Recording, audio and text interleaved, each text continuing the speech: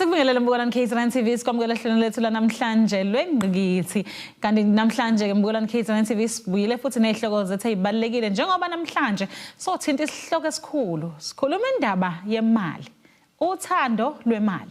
Well ke angeke singayithandi imali because imali imizi esihleli kuyona fanele iyakhiwe ngayo imali, imoto esihamba ngazo fanele ithengwe ngayo imali, izikole izingane ezifunda kuzo fanele ikhokhelwe ngayo imali. Kodwa ke uthando lwemali lunobungozi.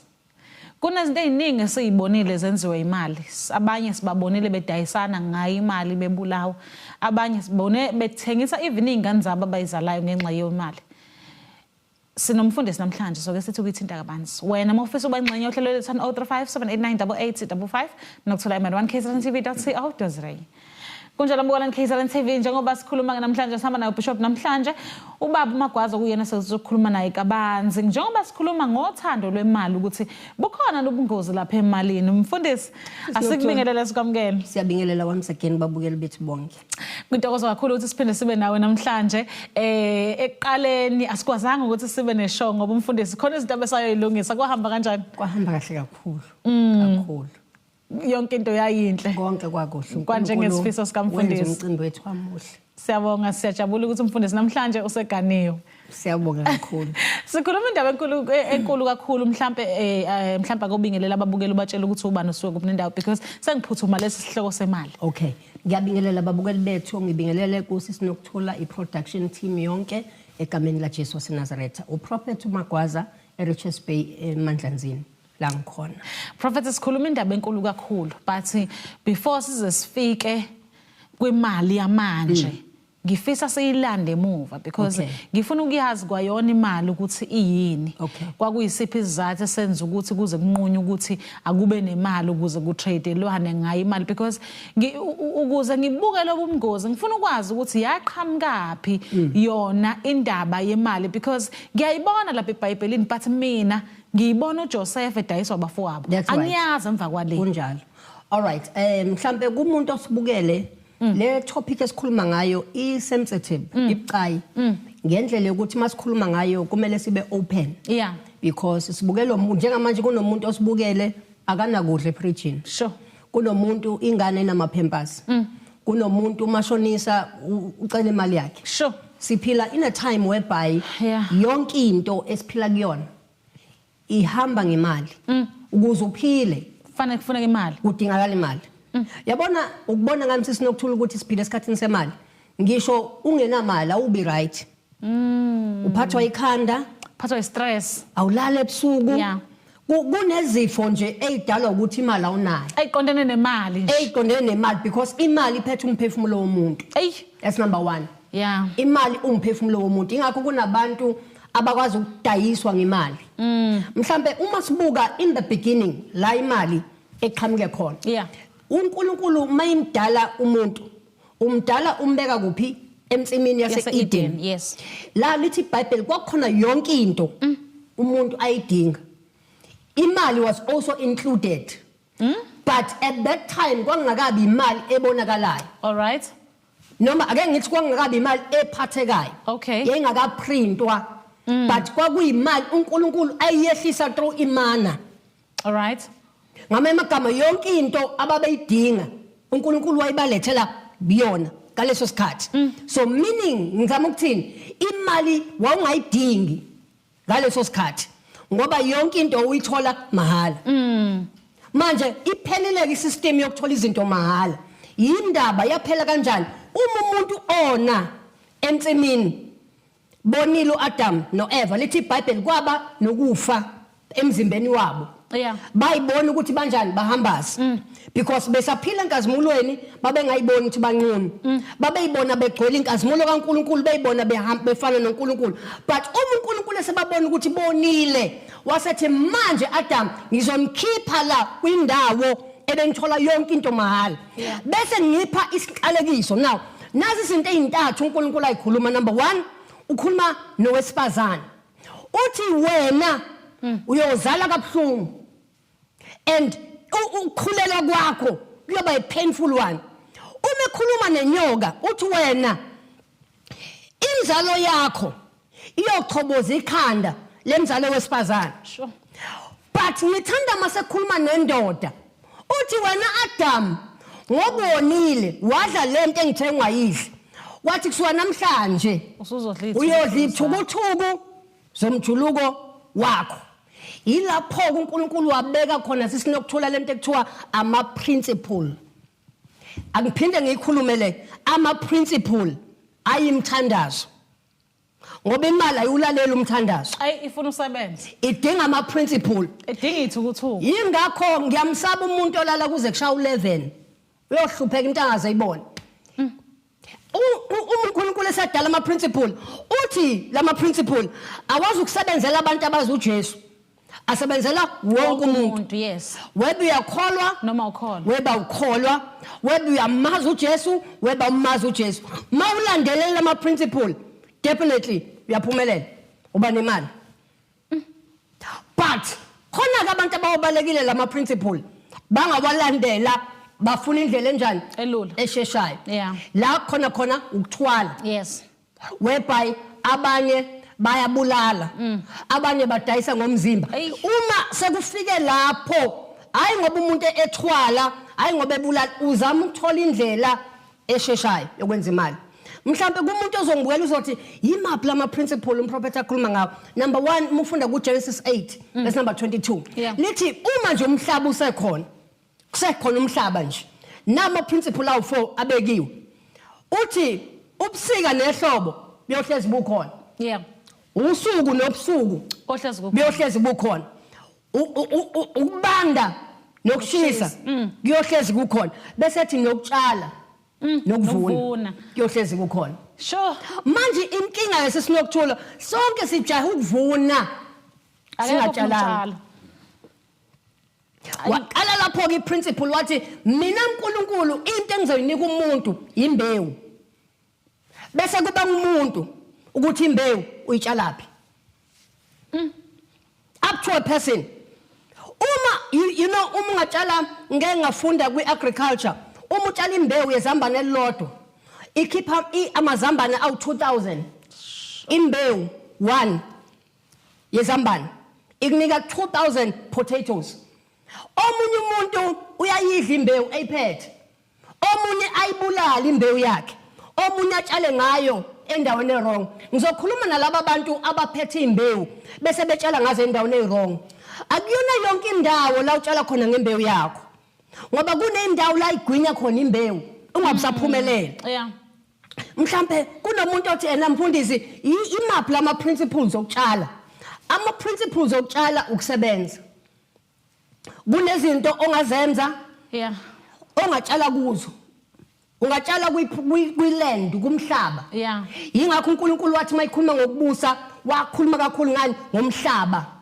Ungatshala kwimfuyo, kwimfuyo own izinto whereby everyone can know ukuthi makudingakala inkomo eBay Zithengwa kubani? ukhona umama Mabika. Ngikhona mazolwana uma kuthiwa kudingakala amabhasi aqashiswayo kuyazi ukuthi makuziwa kwi-transportation ukhona ubaba umthetho. Sure. So now it's all about ukufaka imbewu yakho Endaweni right. uyifake endaweni right. That is the principle yokuba nemali hayi ukuthandaza. Ay mfundisi angazi mhlambe I may ask lo mbuzo and then you think ukuthi stupid. Okay. Ukhuluma indaba yokutshala nokuthi otshalayo lo suke nembewu. Yebo. Ngithi mina ke anginayo imbewu yokutshala kwi-property. Okay. Neyokutshala kwi-land. Okay. Neyokutshala kwi-transport. That's right. Anginawo amandla okuqala lokho. Enginakho ukuthi ngiphile. All right. But nami imali ngiyifuna. Okay. Imbewu awunayo. Awusebenzi. But imali uyayifuna. Isimple lento. Njalo kunento uNkulunkulu asipha yona angasiphucanga yona. Yeah. Ingqondo yomuntu imbewu. Oh yeah. Iyodwa. Ungakayiphathi imbewu. Imbewu yengqondo yakho yona ebalekile. Because ingqondo yona ekuhlulekisayo noma ekuphumelisayo ungakenzi lutho. Ingakho ingqondo ikwazi ukukutshela ungakabi nento ukuthi njengoba ngiyalapha kuzophumelela yini noma cha imbewu. Into eyenza ukuthi abantu begcine bengayiphathi imbewu ukuthi ingqondo yabo imbewu ekwimind yabo icorrupted ibolile vele akaphumeleli vele umuntu onengqondo ebolile enegative ngoba lento yempumelelo noma ukuba nemali idinga number 1 ube positive ungakuboni wehluleka. That's why uma ungabona umuntu owadala light bulb wazama kawo I don't know how many times that guy tried up until he discovered the light bulb. Namhlanje sidlu KFC, that man tried for over years ezama ukuthola irecipe yakwa KFC. Why? Ingqondo imbewu yayila kuye kwangayona imbewu yokwehluleka. So now sinabantu abazama into namhlanje behluleke bese bethi hayi ayikho lento. No, whenever you are given a seed, believe in that seed. Ngizama ukuthini kuwe lento naye engqondweni yakho kholwa kuyo. Iyophumelela ngisho ngathiwa ithatha 20 years but it will come to pass. Mfundisi ukuthi okunye just to follow up kulokho engibuzayo abanye basuke beshiyelwa abazali babanikeza into esandleni ukuthi beqhubeka abanye abanayo inhlahla yokuthi abazali thina nje amafa siwatholanga kwafanele siqale phansi abanye bathola amafa ba ahead ngenxa ukuthi abazali babanikeza izinto zokuthi start up. Okay. Kunento engithanda ukuyikhuluma futhi ebalekile kubantu abathola izinto abangesebenzelanga. Kuyingozi ukuthi umuntu athola into ekubeni ngenawo amandla kuyimanager because leyo muntu uyayiabuse because akayazi power noma ukuthi isetshenzelwe kanjani. Okay, mfundisi ngiphi ithuba setolo. Bolani KZN TV hle mfundisi namhlanje sikhuluma ngemali. Sonke imali siyayidinga and ifanele siyithole. Inkinga isekutheni uma sesiyithola ngendlela engafanele setolo semboyo.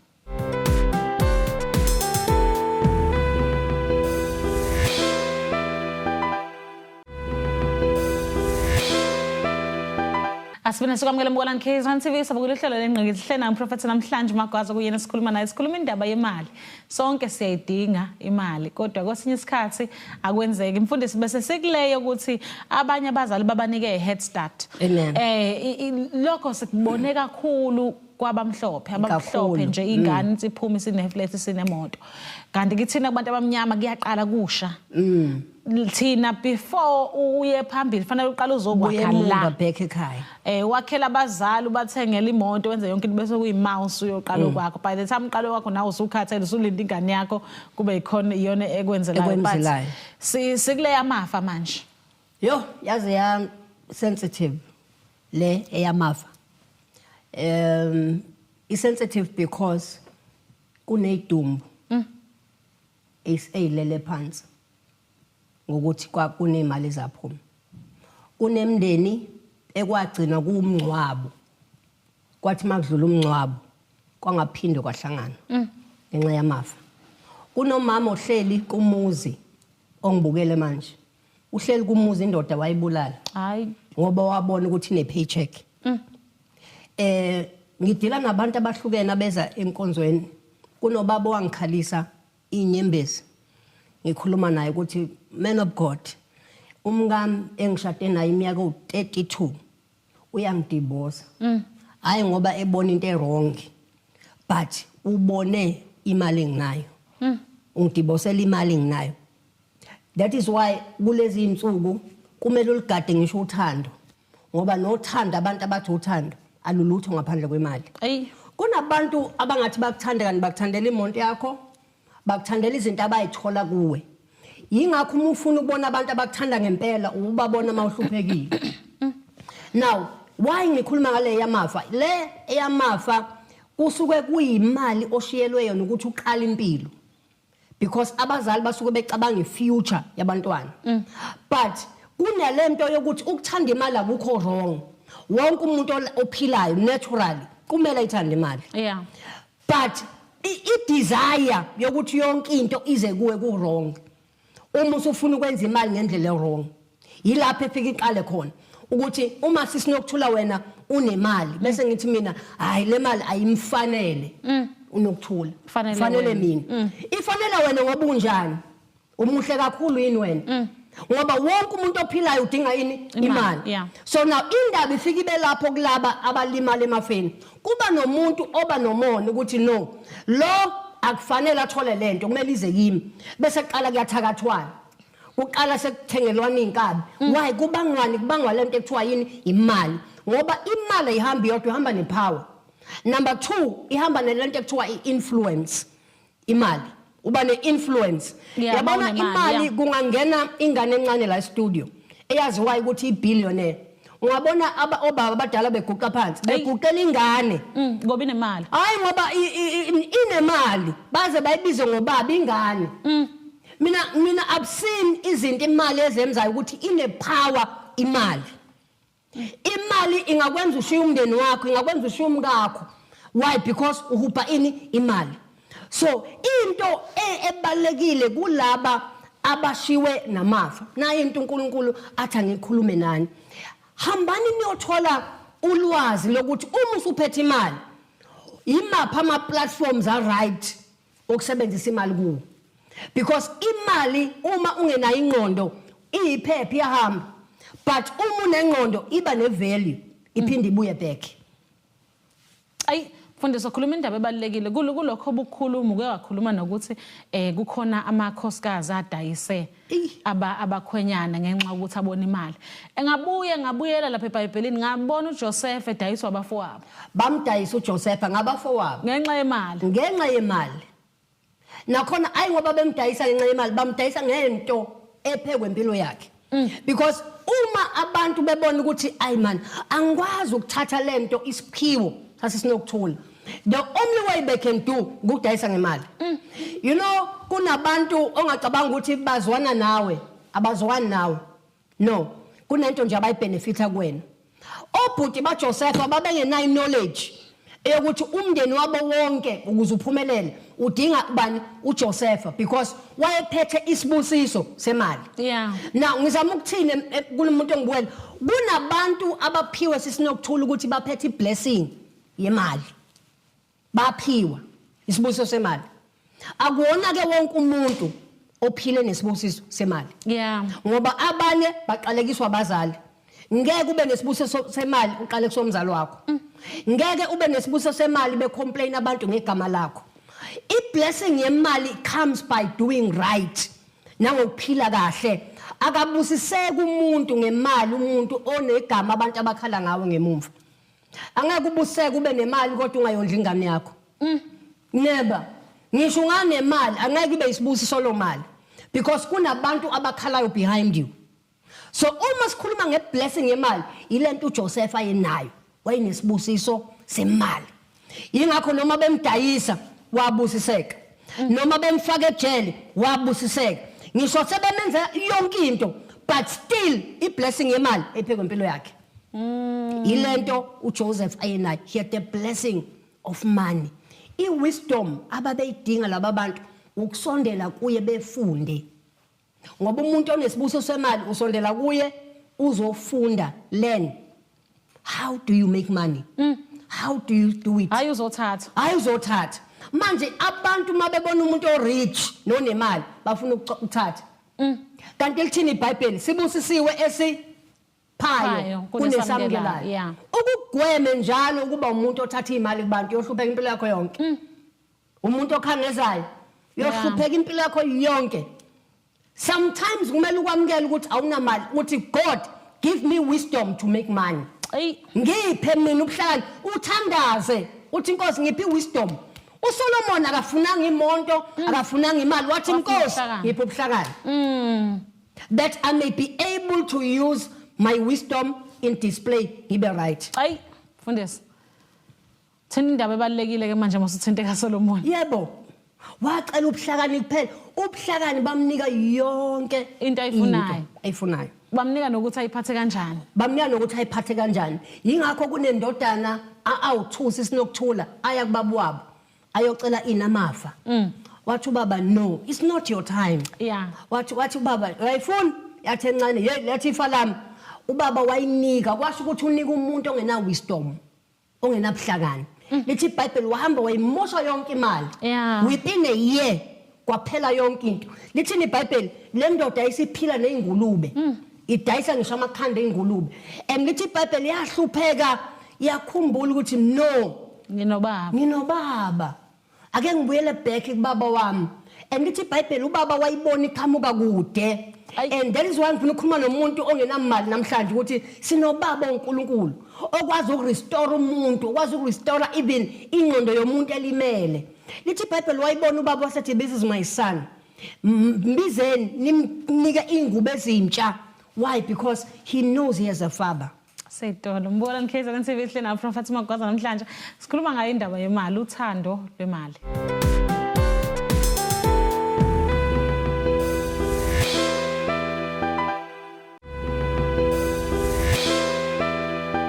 Asibuye mbona Nkhize kaNTV siphinde sikwamukela ehlelweni lethu lenqiniso sikhuluma ngayo indaba yothando lwemali njengamanje sifuna ukuye emabandleni la okuyikhona okuthiwa asizoshiya khona eminikelo yethu ukuze uNkulunkulu ezosibusisa. Sikhuluma ngothando lwemali ke manje ebandleni ukuthi ngeke nikulimaza ibandla ngoba sesizwile ukuthi ngapha emphakathini kubulala kanjani impilo yomuntu. But angifuni futhi mfundisi siphume kule show singakhulumanga ngothando lwemali emshadweni. Kodwa ake siqale emabandleni. Okay. Uma sikhuluma ngebandla, ibandla linomnikazi walo. Yeah. uJesu. Akekho umuntu oqala ibandla uJesu uyena umnikazi webandla. Now, iproblem ifike ibe kubantu abangabaholi bamabandla. Yeah. Because uma beqala bekhonzisa abantu banengqondo yokuthi uma ngena umuntu ungena imali. Now, abantu bakaNkulunkulu ekumele sibanike ukuphila sibakhulekele bazane noJesu bagcina bengamazi lo Jesu abamzele. Bagcina benganangisa isambulo sakhe. Why? Because uma umfundisi emephambili usecalculateile kupaka abantu abawu4 hayi ziyangena imali esontweni. Now le imali in the church iyingozi ngendlela yokuthi ikhipha uJesu ngaphandle kwasala amademoni phakathi. Ngizokuchazela why ngisho njalo. Maningi amabandla amaningi amakhulu umuthi uyakhona kushonyayela. Kuneyicagogo amatafula. Kudayiswa amafutha, kudayiswa usawoti, kudayiswa amabhenge lababa, kudayiswa izitika, kudayiswa izikipa, kudayiswa yonke into ongayicabanga. Le iBhayibheli elithi uJesu wangena ethempelini bedayisa, wakhipha isicwebhu. Yeah. Wabashaya, bayenza bona. Why? uJesu wayibona ukuthi imali bayithanda ngendlela abanye sisinokuthula baze bavula amabandla bengabiziwe. Engenayo calling ehambe yofuna umuthi ukuthi ngifuna umuthi wokubawisa nje ngoba ngithi niyathanda kuwa befuna umuthi wokuthi niwe phansi bentshela indaba zenu ngoba nifuna ukutshela indaba nina nifuna eJesu ngoba manithola umuntu onishuma ezizwi nithi uyabanda hayi uyabanda ngimuzwa lo baba ngazi ukuthi ngakhona umuntu ozonginika into ethile bese ngibona ukuthi iyaphila lento yazi ukuthi yonke into engenayo uJesu inokufa ngoba number 1 iyona ndawo yokuqala obona ukuthi makuncipha uJesu ebandleni kungena izinto ezidayiswayo sekuyimali ngoba why ngithi kuyimali umbuso lo mali yonke zibuza ukuthi yapi yakumfundisi akukho ngisho ibuilding akukho ngisho ipende elithengiwe esontweni akukho ngisho ingane ekhokhelwayo kodwa ziyahlupheka akukho ngisho abantu abafelokazi abathengela ukudla akunomuntu okhona esontweni ulala ku1 room ibandla kodwa likwazi ukumnethela igross kodwa zibuza ukuthi ibandla lithola malini ibandla lenza imali every month every year but bangaka abantu ebandleni ababenefitile kulezo mali zonke ziya kumuntu oyedwa umfundisi nakhona zekho into ezikhombekayo ukuthi nayo into eyenziwe yazi sinokuthula it's very painful kodwa mfundisi ngicela ukukhatha kancane lana ngiyafisa ukuthi ngibathethelele abantu bakithi la ebandleni. Okay. Isizathu senza ukuthi ngithi ngiyafisa ukuthi ngibathethelele ingoba angithi silalela into enisifundisa yona mfundisi nesitshela ukuthi anginikele ngizobusiseka uma senginikela uma imali seyisebenza ngendlela errong angisakwazi mina ukuyoquestiona leyo nto leyo sokokwakho noNkulunkulu wakho ukuthi na imali uzenze kanjani imali zebandla. Okay. So konke lokho esisuka sikwenza sisuke sizama isibusiso lesi nisifundise ngaso. Okay.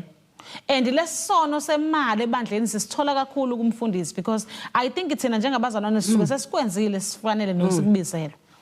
Okay, ngicela futhi ukusiza umuntu othile kulo point yokuthi wonke umuntu uyanikela. Ngeke ngasho mangiqala ngathi akuyona yonke indawo onikela kuyona. Kunendawo onganikela kuyo ungaphindi uthola abantwana. Ayibo. Yebo. Because akuyona lonke isonto eline altar clean. Akulona lonke isonto elikhandwe ngoJesu.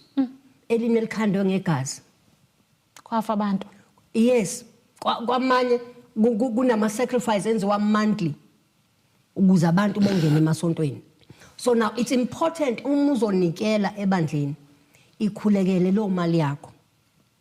Ukuthi njengoba ngikhipha le mali uNkulunkulu le mali ayingenzela u1 and 2 and 3. Nanso ke into engifuna ukukusiza kuwe wena onikelile mhlawumbe umfundisi wenza into errong.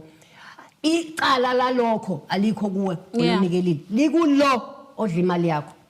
Webo uhambe wayobheda ngayo wayothenga utshwala ngayo wena uyenzile iprinciple uNkulunkulu athe yenza uzokubusisa uNkulunkulu ngisho ebhedile lo othatha imali uyaqhubeka ubuseke but umunikele kwi-altar wrong usenkingeni uyovaleka into zakho ngakuphumelele and kunzima ukubona uma unikele endaweni wrong ngoba yonke into yakho kuba ngathi iyavuleka bese iphinde ivaleke kube ngathi iyavuleka bese iphinde ivaleke. Mfundisi ukhuluma enye indaba ke manje masukhuluma eyokuthi eyokubusiseka ikakhulukazi ifunekele endaweni ecorrect. Yes. And mina ngikhulele ebandleni lasekhaya. Ila nginikela khona ila ngikhokhela khona ithikithi. That's right. Akukho kunye ngikwaziyo. Yes. Whether bayabheda noma ababhedi ilona badle ngilazela lasekhaya. Whether bayabheda or ababhedi okubalekile wena yenza iprinciple yokutshala ulindele ukuvuna qedile. But ke mfundisi ufanele seyikhulume kodwa nayo leyo ukuthi abefundisa imali bengayisebenzisi ngendlela efanele ebandleni. Asingayibalekeli because angithi siyakha la. Yes. Siyalolana la. Asingasho ukuthi because it's a man of God uNkulunkulu will deal with him. Yes. I think ukuthi nathi sibe nazo indawo ezithize igungu la sizodila khona nomfundisi mayingenzi kahle. Iqiniso olisho sisinokuthula iproblem abafundisi abaningi abayithandi lento ekuthiwa accountability. Yeah. Kanti uma umholi you must be accountable. Kumele ube umuntu okwazi ukuba accessible bekwazi abantu ukukhuluma nawe. Now sinabantu abalida abantu kodwa abantu bayabasaba abakwazi nje ukusondela kumfundisi because umfundisi umkhulu abanye kumele uzubhuke kuyokhuluma nomfundisi wakho ubhukhela ukuyokhuluma naye ubaba wakho. You see now ilento abayenzayo ukuthi ukuze bengaquestioneki abafuni ukuthi bebe accessible kubantu. I think wonke amadoda kaNkulunkulu anamabandla ngiyacela ukuthi kuyo yonke indawo emabandleni enu let us be accountable. After sesishumayelile senze imvuselelo let's go back ihlale phansi. This is how much we made. This is what the church has done. This is what we need. I think into engaxazulula konke lokho is abadoda kaNkulunkulu abe accountable to the people nakwibandla lonke. Asitolo mbonani KZN TV sihleli nawo umprofeti uMagwaza namhlanje sikhuluma ngothando lwemali emabandleni. Ngeke siphume singakhulumanga ngothando lwemali emshadweni. Seyitolo siyabuya.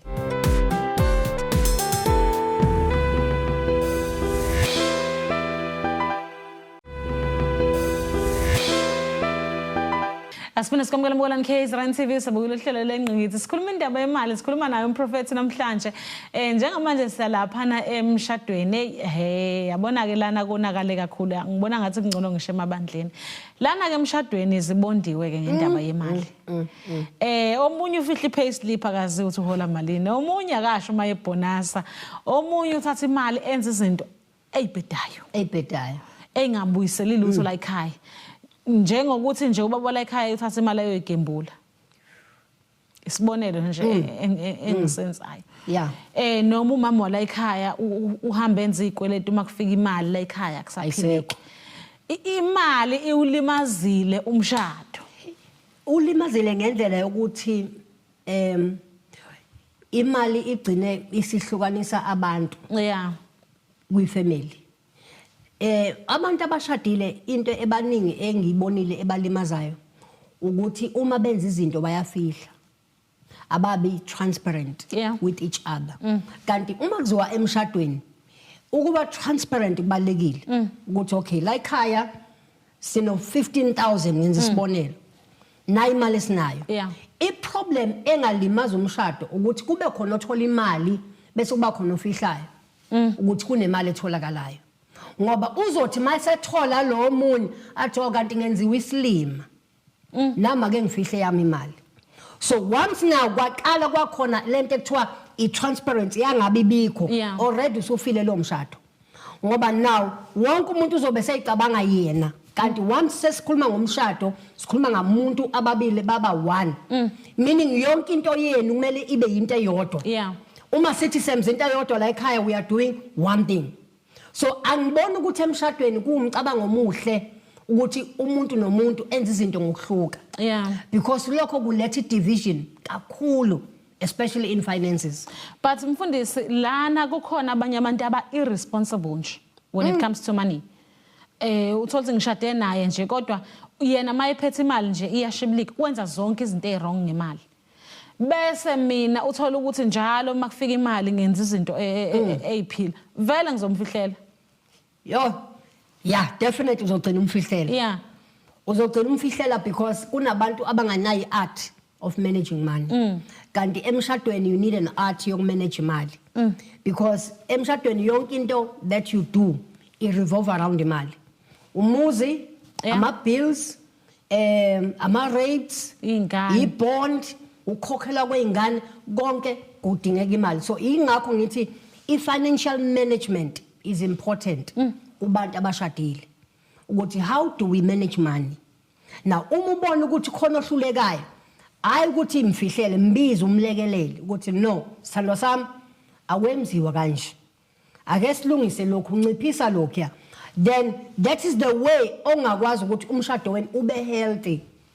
Ungalimali. Because uma umbona ukuthi uabuse imali, mlekelele until azabe perfect because kunabantu vele abakhule benikwa yonke into. So now kuyinkinga ke lo muntu because ibine emshadweni uzobe expect ukuthi uyanikwa. And akafundiswanga ukuthi how to manage lokho anginikiwe. So it's important to understand upartner wakho, i-background yakhe, ukhule kanjani so that nibe nomqondo ofanayo in terms of money. You see like mina uNkulunkulu wangibusisa ngonkosikazi ofana nami. Mina I give ngiyapha to a point ukuthi angidingi nanokucela kuye ukuthi ngicela ukupha. Sometimes I give ngibuye ngimtshele sengiphile. Ethi wow baba you did a good thing. But ukube ngashada umuntu ongaphani ngabe kuyimpi. Esukile ukhipheni nganikela nganikela nje just nganikela kumadoda kaNkulunkulu amabandla u2 nganikela ngemixer nganikela ngenye into futhi enkulu ngamtshela after wathi baba uNkulunkulu akubusise you did a good thing but kube omunye umuntu kwakuyoba yimpi leyo. So it's important ukuthi umuntu wakho emshadweni mfundise iart yokumanage imali ukuze niphile kahle. Mfundisi inkinga leyo because nami I would ngingalindela ukuthi ayixoxe because what if wena unikela ngapha mina bengifisa kuye ngapha. Indaba iqala lapho ukuthi imali iyakuphi kakhulu because ngeke ngabona iproblem eningi whereby ama families ethatha imali ekhipha imali to kwimndeni yabo ugcine kusafarisha umshado. Ngokuthi imali engena la ekhaya kwamagwaza isiya ekhaya. Kanti le mali le kumele ibuke umndeni wala ekhaya. Akukho wrong ukusupport ekhaya kini. Definitely not wrong. But ku wrong uma sekuzofa umndeni wakho. Masezolamba unkosikazi wakho nezingane zakho. So it's important kuyo yonke indlela kuyo yonke into eyenzakalayo kuyifamily ukuthi ungalimali umndeni because of finances. Ungalimali because uyobusa uphelile lo mshado imali ingekho. Ngifuna sigoqe umfundisi le ndaba yemali manje ngenxa yesikhathi sethu. Sikhulume kakhulu kodwa ke kunaleli ngazi noma ivesi noma yini ethi imali impande yesono. Yes. How do you interpret that mfundisi? Okay, uTimotheo ukhuluma nendodana yakhe uyamyala Yeah. ukuthi indodana yami emsukwini zokugcina 2 Timothy chapter 3 verse number 1 and 2 kuyokwenzeka izinto ezinzima. Yeah. Verse number 2 useyachaza ukuthi number 1 abantu bayoyithanda bona. Utshela indodana yakhe ukuthi be careful. Abantu they will be proud, they will love themselves ngeke bebe nendaba nomunye umuntu. Yeah. Siphile esikhathini esinjalo ke manje. Whereby ngisho umuntu enezinkwe eziwu2 akacabanga ukhiphe esisodwa. Umuntu uyithanda yena. Umuntu ufuna ngathi yonke imoto enhle ngashayelwa uye. Yeah. Wena uhambe ngethezi. Izo lezi ikhathi wayiprophetha ngazo. Usethi number 2 into kumele uyigade indodana yami abantu bayoba greedy, they will be hungry for money. Bayolambela imali. Now lento yokuba greedy nokulambela imali ile yokuthi ngifuna ukwenza imali nanoma ngabe yiphi indlela. Sengidayisa ngomzimba, sengiyathwala, senginendlu engavulwa, senginamatindane, sengifaka izinto. Why? Because ngifuna imali. Akukho wrong ukuthanda imali. Ngiyaphinda ngiyasho. Ku right ukuthanda imali, but indlela owenza ngayo imali it must always be right. Ngoba akekho umuntu ophilayo ongayithanda imali. Nawe sisinokuthula uyayithanda, Yes. nami ngiyayithanda. But indlela esenza ngayo imali it must be right. Akungalimali omunye umuntu kanti kubenefita wena. So now uma emyala kuTimotheo uthi ugade ukuthanda imali because uyogcina uthi uthanda imali kanti usuyayikhonza. Yeah. That is where now uJesu wathi bayiyala abafundi bakhe wathi akekho umuntu ongakhonza amakhosi amabili ngoba it's abu uzothanda yodwa uzolonya. Athi uMatthew 6 verse number 24 akekho umuntu ongakhonza uNkulunkulu aphinde khonza imali ngoba imali yaba uNkulunkulu empilweni yomuntu. Mbulani KZN TV sahleli na umfundisi namhlanje nesikhuluma naye indaba yemali seyidolo saboy.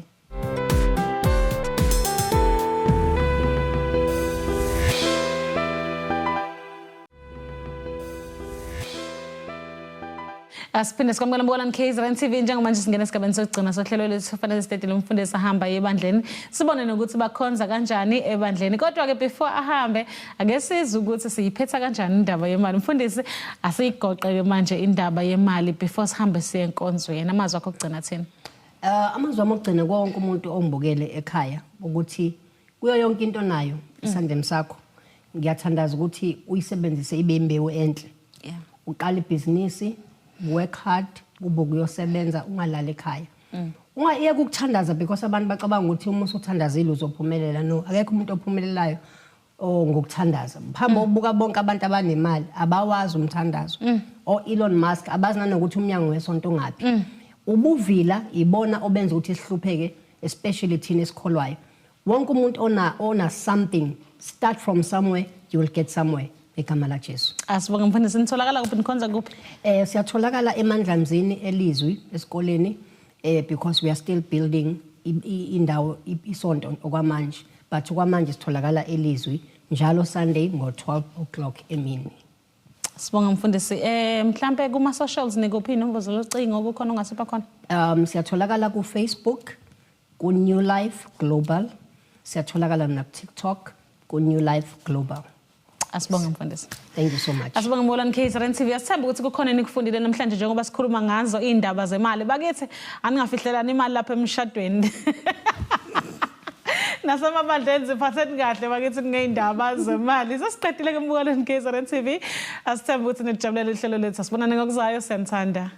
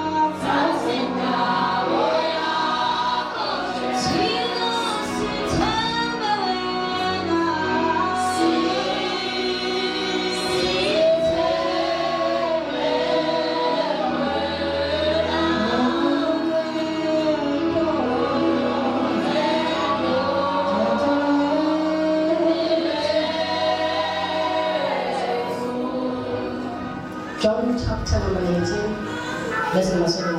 Please read for me, son. John chapter 19 verse 17. Ngiyacela iyangiphazamisa lento eniyenzayo before. Sicela ninganyakazi Just let me follow the flow of my spirit. uyacela uprofethi ukuthi ningehleleka. Verse 17. Waphuma esithwalele isiphambano. He came bearing his own cross. Him bearing his own cross. Waphuma esithwalele isiphambano. This is what I want to bring to your announcement. When Jesus was about to be crucified, he bore his cross. Was tried. He carried his own cross. Why was Jesus carrying his own cross? Why didn't he allow people to help him? Indaba engavumelanga abantu babemncedise. It is because the work of the cross, Kungenxa yokuthi imisebenzi yesiphambano, the salvation of the cross, insindiso yesiphambano was personal. kwakuyomuntu eyedwa nje It was eyedwa. an individual work. Kwakumsebenzi ukuthi nje awuthwale yedwa. That after Christ dies, Emva koKristu afe, you have a responsibility unomsebenzi to carry wokuthwala your cross as well. esakho isiphambano. Am I talking to somebody? Khona khuluma naye. Whenever life brings challenges, Noma impilo mayilethe ingqinamba, we see a lot of people sibona abantu abaningi dropping their cross, belahla iy'phambano zabo, running to Egypt bebalekela eGibhithe, to look for help. beyofuna uncedo. There's one thing Iyodwa into ekhatha umuntu noNkulunkulu exabanisa umuntu kaNkulunkulu, ukuthi umuntu aphume e-Israyeli uphuma e-Israyeli, ahambe eGibhithe. gijimela eGibhithe. Why do they go to Egypt? Isidaba eGibhithe, Because Egypt ngoba eGibhithe has this. linemali.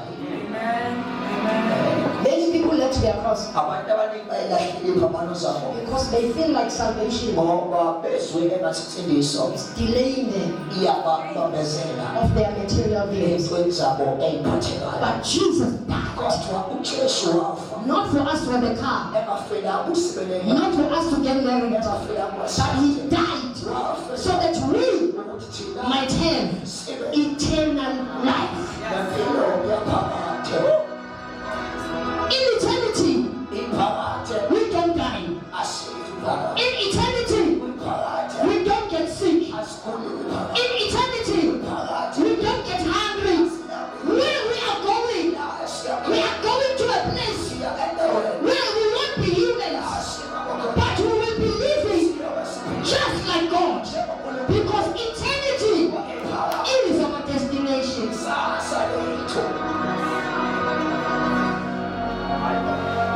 This whole thing that you see us coming here, it's not about prayer life, it's about eternal life. Let me announce to you, you have eternal life. You have eternal life. You have eternal life.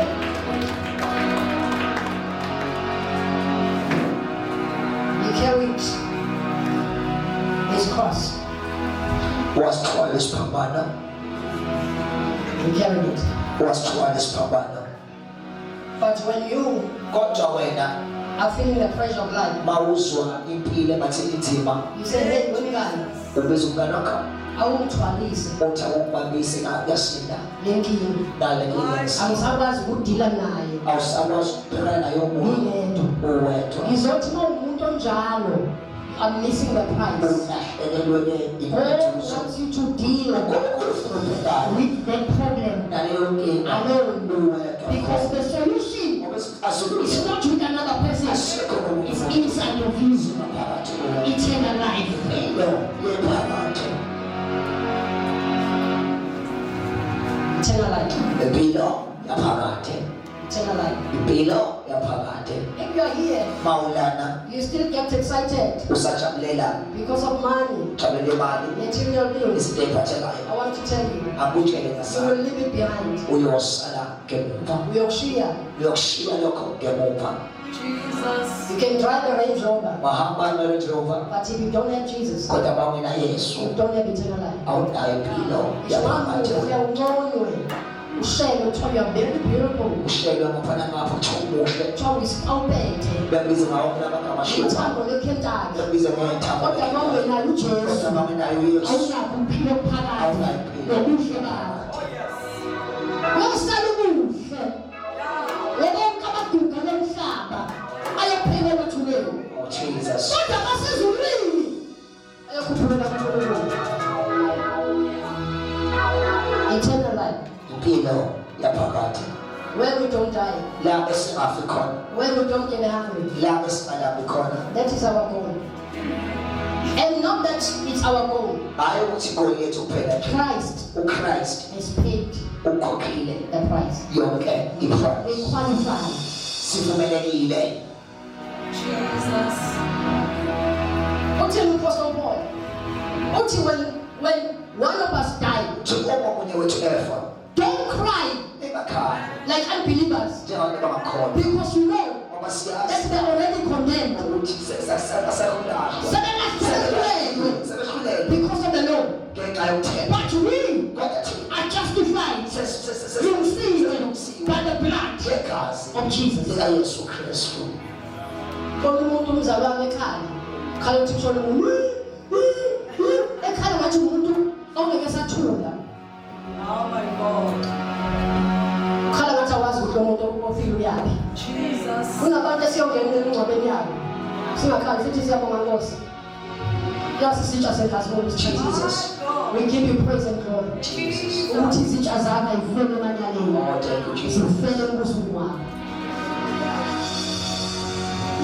Yes, Lord. Carry your cross. Usithwale esakho isiphambano. When indoda yakho iyakuhlupha, carry your cross. Mhlawumbe kuyahlupha into yakho uthwale isiphambano. Don't go tell people. Uyaqoqela abantu They don't have a solution. abanaso isixazululo.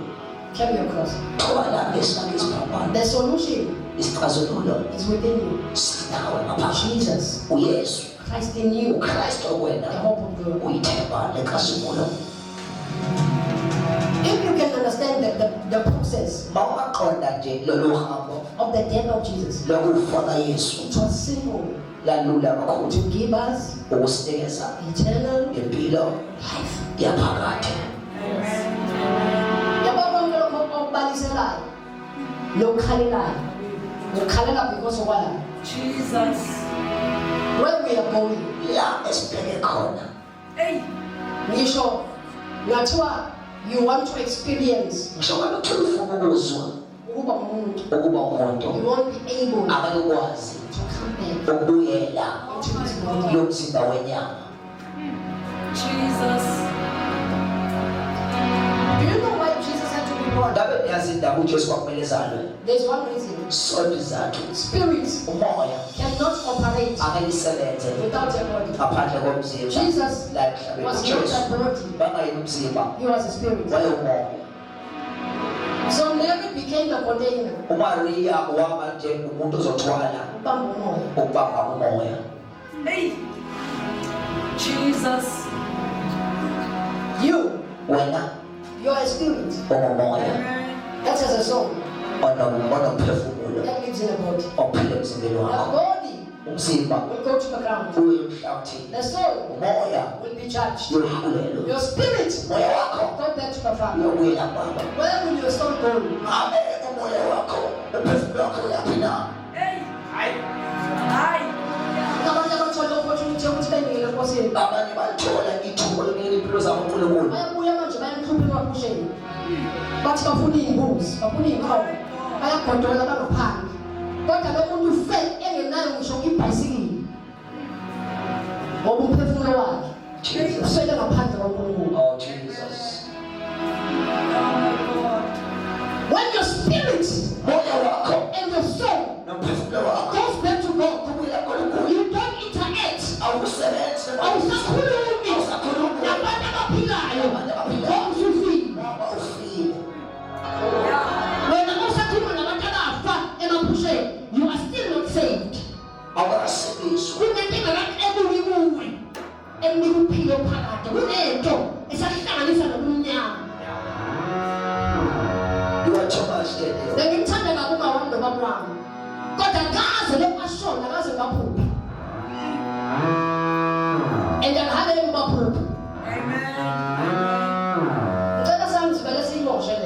usuyiqedile bese uyimoshile. Ngicela uye kuMshumayeli 9 verse number 4.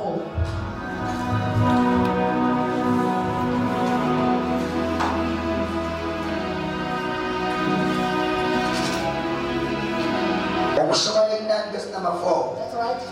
Uhlangene nabo bonke abaphilayo khona ithemba kuwe. Yes. Ngokuba intsha ephilayo intondo kunengonyama efileyo. Manje yabo wena njengoba usaphila ubani umuntu ongitshomaziyo nemali owashona ake sithi Mandela ithi iBhayibheli wena osakhalene nabaphilayo kunethemba kuwe. Yes, Kodwa Lord. uMandela asayisela Jesus. Jesus. as long as you're still alive Amen. there is hope in you Kunethemba kuwena uma nje usaphila. ukuthi uNkulunkulu khona esengayenza. Jesus. uNkulunkulu akwazi ukwenza lento abantu abafile. Yimuphi-ke lo moya okwazi ukusebenza ngezinto ezifile uNkulunkulu engasebenzi ngazo? Oh my God. Jesus. Jesus. Alingizwanga mina.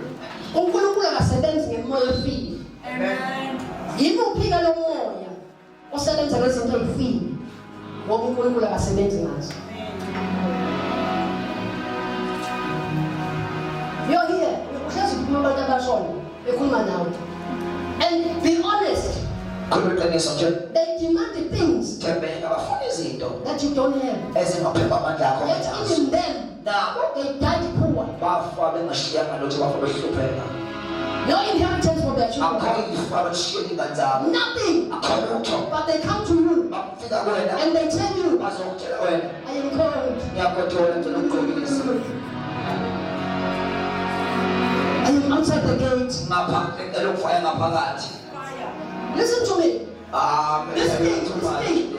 This thing Lento lena is saying now, ithi manje ufuna ukungena egate. ufuna ngaphakathi. But when he died, Mayefa or when she died, uma efa unalona ehlahla ngqoqele. Hey. Sabela. Hey. Hey, bye. Sesasuka la. Ngisho sefile. Ebena namandla ukuyibuyisa kakhulu. Oh my God. Bekhuluma ngehlahla. bezokungenisa. Thwa suka phela la. Siyasuka nomphumela yes.